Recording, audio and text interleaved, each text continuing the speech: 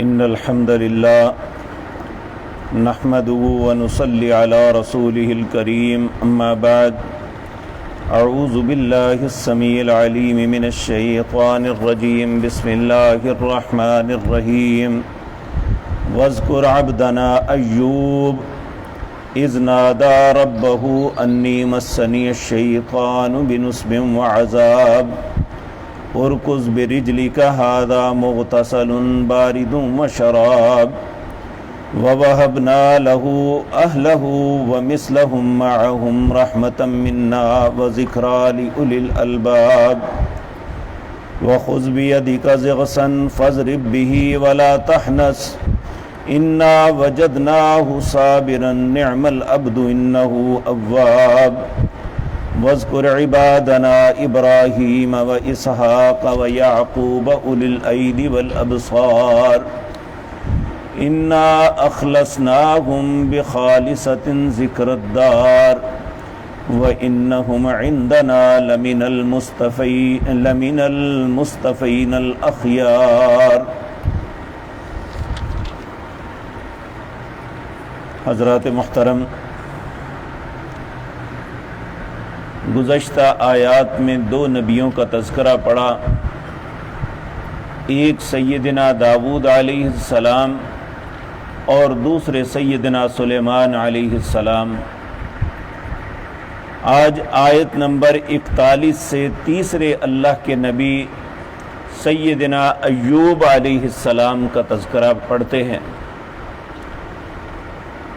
ویسے تو ہر نبی بڑا صبر کرنے والا، لیکن سیدنا ایوب علیہ السلام کا صبر جو ہے یہ ضرب المثل بن گیا۔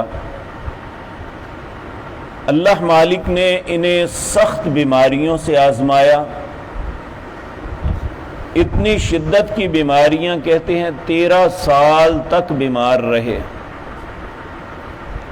اور بیماری اتنی بڑی کہ آپ کی اولاد، آپ کی بیویاں سب چھوڑ کے چلی گئے۔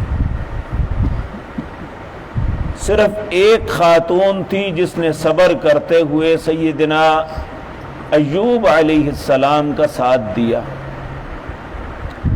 بیماری کیا تھی اس کے متعلق ائمہ مفسرین نے بہت مبالغہ آرائی کی ہے کہ نعوذ باللہ من ذالک، انہیں کیڑے پڑ گئے، ایسا ہو گیا، یہ سب مبالغہ آرائی ہے۔ بیماری تھی کیا تھی یہ اللہ ہی کو علم ہے، اللہ نے اس بیماری کا تذکرہ نہیں کیا، اور نہ ہی ہمیں نبی کریم صلی اللہ علیہ وسلم نے ایسی کسی بات کی رہنمائی فرمائی کہ انہیں فلاں بیماری تھی۔ لیکن یہ ایک حقیقت ہے کہ جب بیماری کوئی بھی ہو، لمبی ہو جاتی ہے نا، تو بیمار آدمی کے اندر چڑچڑاپن آ جاتا ہے۔ تو بیمار خود تو جس اذیت اور کرب میں ہوتا ہے، اس کے ساتھ جو اس کے عزیز و اقارب ہوتے ہیں ان کے لیے زیادہ اذیت ہوتی ہے۔ اللہ رب العزت نے اسی لیے کہا کہ دعاؤں میں نبی کریم نے فرمایا بہترین دعا یہ ہے کہ اللہ سے عافیت مانگو۔ اللہم انی اسألک العفو والعافیت فی الدنیا والآخرہ، اے اللہ میں دنیا اور آخرت میں تجھ سے عافیت اور معافی کا سوال کرتا ہوں۔ آپ دیکھیں، ہم صبح اور شام کے اذکار میں نبی کریم صلی اللہ علیہ وسلم کی اس دعا کو دہراتے ہیں۔ اتنی خوبصورت انسان کے لیے دعا ہے، انسان تصور نہیں کر سکتا کہ نبی کریم صلی اللہ علیہ وسلم نے کتنا بڑا ہتھیار ہے جو انسان کے ہاتھ میں دیا ہے، جو اس کی حفاظت کر سکتا ہے۔ اللہم انی اسألک العفو والعافیت فی الدنیا والآخرہ، اے اللہ میں تجھ سے دنیا اور آخرت کی عافیت اور معافی کا سوال کرتا ہوں۔ اللہم انی اسألک العفو والعافیت فی دینی، اے اللہ اپنے دین کے معاملے میں عافیت اور معافی کا سوال کرتا ہوں۔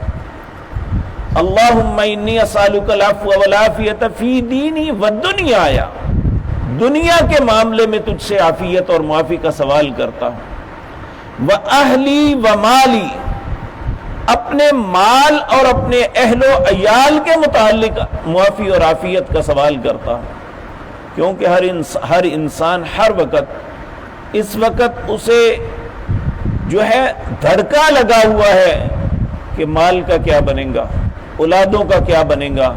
حالات اس نحد پہ پہنچ گئے ہیں کہ ہر آدمی العیاذ باللہ مایوسی کا شکار ہے کہ نامعلوم آنے والے وقت میں کیا ہو جائے گا۔ وَأَهْلِي وَمَالِي، پھر اللہ سے کہتے اللہم استر عوراتی، اے اللہ تو میری پردہ پوشی فرمانا۔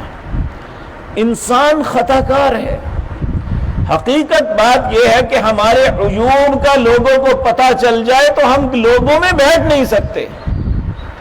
یہ اللہ کا احسان ہے کہ اللہ نے پردے ڈالے ہوئے ہیں۔ اللہم استر عوراتی، اے اللہ میری پردہ پوشی فرمانا۔ وَأَمِّن رَوَّاتِي، اے اللہ مصیبت اور گھبراہٹ کے وقت امن نصیب فرمانا۔ اللہم احفظنی من بین یدی، اے اللہ میری آگے سے حفاظت فرمانا۔ وَمِن خلفی، اے اللہ پیچھے سے حفاظت فرمانا۔ وَعَن یمینی، دائیں سے حفاظت فرمانا۔ وَعَن شمالی، بائیں سے حفاظت فرمانا۔ وَمِن فوقی، اے اللہ اوپر سے میری حفاظت فرمانا۔ وَأَعُوذُ بِعَظْمَتِكَ أَنْ أُغْتَالَ مِنْ تَحْتِي، اے اللہ میں تیری عزت کی پناہ میں آتا ہوں کہ نیچے سے کوئی ہلاک نہ کر دے۔ اللہ رب العزت ہم سب کو دنیا اور آخرت کی عافیت نصیب فرمائے۔ بیماری جو ہے ویسے تو یہ ہے کہ یہ انسان کے گناہوں کی پاکیزگی کا سبب بنتی ہے۔ نبی کریم جب کسی بیمار کے پاس جاتے تو اسے کہتے لا بأس طہورا انشاء اللہ، اے میرے بھائی گھبرانا نہیں، یہ بیماری تیرے گناہوں کی پاکیزگی کا سبب بنے گی۔ ایک اور بڑی خوبصورت بات ہے، نبی کریم صلی اللہ علیہ وسلم نے فرمایا جنت میں ایک اعلیٰ مقام ہے، انسان اپنے عمل کے ذریعے نہیں حاصل کر سکتا۔ اگر انسان کو اللہ کسی ایسی ہی آزمائش میں مبتلا کرتا ہے، اس آزمائش میں وہ صبر کرتا ہے تو اللہ اسے وہ مقام عطا فرمائیں گے۔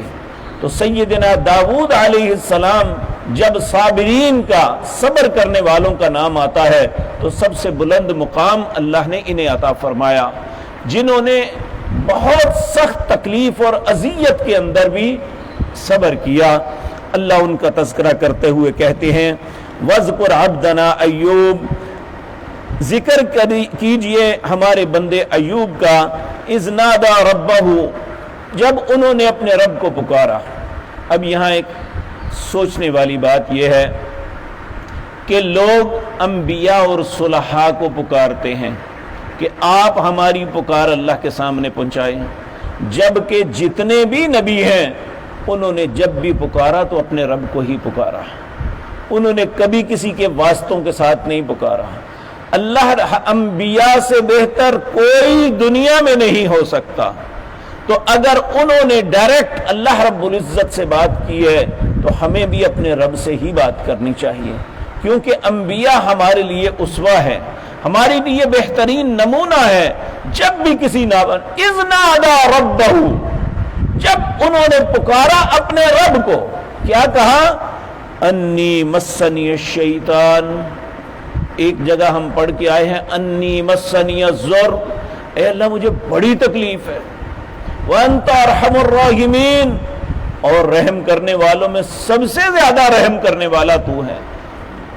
انی مسنی الضر وانت ارحم الراحمین، اور یہ دعا ایسی ہے اگر خدا نہ خواستہ اللہ سب کو اپنی حفاظت میں رکھے، اگر انسان کسی تکلیف میں مبتلا ہوتا ہے، وہ اس وقت اذیت میں ہے، درد کی شدت ہے، تو یا اللہ سے کہے ربی انی مسنی الضر وانت ارحم الراحمین، اے میرے رب مجھے تکلیف پہنچی ہے اور تو سب سے زیادہ رحم کرنے والا ہے۔ اور یہاں تکلیف کی نسبت شیطان کی طرف کی، رحمان کی طرف نہیں، یہ ادب ہے اللہ رب العزت کا، حالانکہ تکلیف بھی رب کی طرف سے آتی ہے۔ سیدنا ابراہیم علیہ السلام آپ نے فرمایا کہ وَإِذَا مَرِضْتُ، جب میں بیمار ہوتا ہوں، بیماری کی نسبت اپنی طرف کی، جب میں بیمار وَإِذَا مَرِضْتُ فَهُوَ يَشْفِينِ تو شفا مجھے میرا رب دیتا ہے۔ تو یہاں بھی ادب کے ساتھ یہ بات کہی، انی مسنی الشیطان، اے اللہ مجھے شیطان نے چھوا ہے بنصب وعذاب، بڑی سخت تکلیف اور اذیت کے ساتھ۔ ارکض برجلک، اللہ رب العزت نے 13 سال کے بعد حکم دیا اپنی ایڑی کو زمین پہ مارو، ارکض برجلک، اپنے پاؤں کو زمین پہ مارو۔ ھذا مغتسل بارد وشراب، یہ پانی نکلے گا اور اس سے غسل کرو اور اسے پیو۔ یہ غسل کرنے والا بھی پانی ہے، جب انہوں نے اس پانی سے غسل کیا اور پیا تو اللہ نے انہیں شفا عطا فرما دی۔ آج بھی دنیا کے اندر ایک پانی ایسا ہے جسے ماء زمزم کہتے ہیں، آب زمزم، یہ مکہ مکرمہ کے اندر سے آتا ہے۔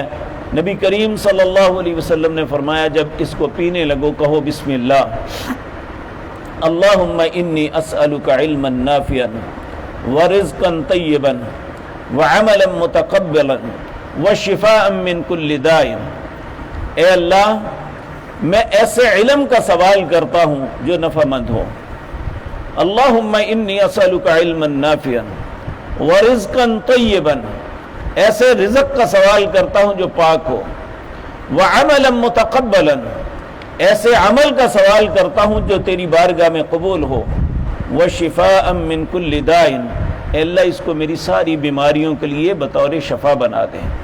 اللہ اس کی وجہ سے شفا دے دیتے ہیں۔ صرف دنیا کے اندر وہی پانی ہے جسے آب شفا کہا جا سکتا ہے، اس کے علاوہ کوئی ایسا نہیں۔ ہاں انسان اس پہ دم کرے، سورت فاتحہ پڑھے اور اس کو پیے، اللہ رب العزت اس سورت کی وجہ سے اللہ اس پہ شفا عطا فرما دیں گے۔ تو یہاں کہا ارکض برجلک، اپنا پاؤں زمین پہ مارو، ھذا مغتسل بارد وشراب، اور یہاں پانی نکلے گا جو پینے والا بھی ہے اور غسل والا بھی ہے۔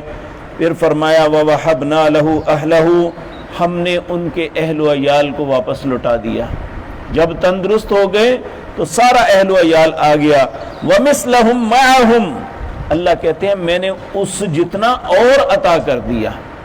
پہلے یہ تھا کہ کوئی قریب نہیں لگتا تھا، اللہ رب العزت ہے جو دلوں میں ڈالتا ہے، کسی کے قریب کسی کو کرتا ہے، کسی کو باعزت بناتا ہے، یا کسی کی بعض حرکتوں کی وجہ سے اسے ذلیل کر دیتا ہے، یہ اللہ کے ہاتھ میں ہے۔